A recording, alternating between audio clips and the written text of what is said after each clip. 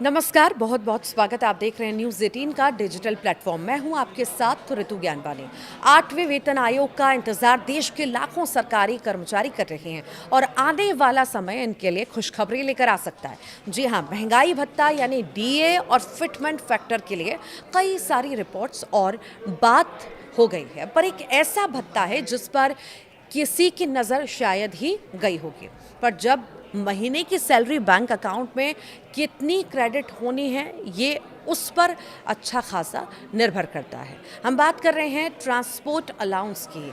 इस खबर में आपको बताते हैं कि टीपीटीए यानी ट्रांसपोर्ट अलाउंस के बढ़ने या फिर घटने से कैसे आपकी इन हैंड सैलरी कम और ज़्यादा होती है। तो देखिए, ट्रांसपोर्ट अलाउंस का पूरा कैलकुलेशन है क्या, पहले ये जान लीजिए। घर से ऑफिस जाने के लिए सरकार अपने कर्मचारियों को भत्ता देती है, जिसे ट्रांसपोर्ट अलाउंस कहते हैं। ये अलाउंस इस बात पर निर्भर करता है कि कर्मचारी किस शहर में रह रहा है। अभी की बात करें तो डीए के साथ ही इस अलाउंस को दिया जाता है, पर अगर मान लीजिए 8वें वेतन आयोग यानी 8th पे कमीशन पे अगर बेसिक पे बढ़ता है तो ट्रांसपोर्ट अलाउंस का बेस भी बढ़ सकता है। फिटमेंट फैक्टर बदले का पूरा खेल, ये भी कहीं ना कहीं संकेत है। तो देखिए, एक्सपर्ट्स का ये मानना है कि 2.57 से 3.68% तक फिटमेंट फैक्टर पहुंच सकता है।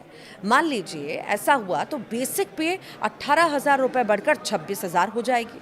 अब जब बेसिक पे अगर बढ़ा है तो दूसरे भत्तों पर भी इसका पॉजिटिव असर जो है देखने को मिलेगा। यानी ये कह सकते हैं कि टोटल सैलरी में बम्पर ग्रोथ देखने को मिल सकती है। आखिर इसका फ़ायदा जो है किसे कितना होगा?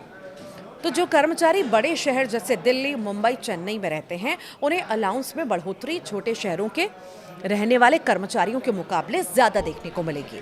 इसके अलावा पे लेवल के हिसाब से ट्रांसपोर्ट अलाउंस की दरें तय की जाती हैं, जैसे लेवल 1 और 2 के लिए लेवल 3 से 8 के कर्मचारियों के मुकाबले थोड़ा कम भत्ते में ग्रोथ होगी। इसके अलावा एक ज़रूरी बात यह है कि डीए बढ़ने का असर भी ट्रांसपोर्ट अलाउंस पर होता है।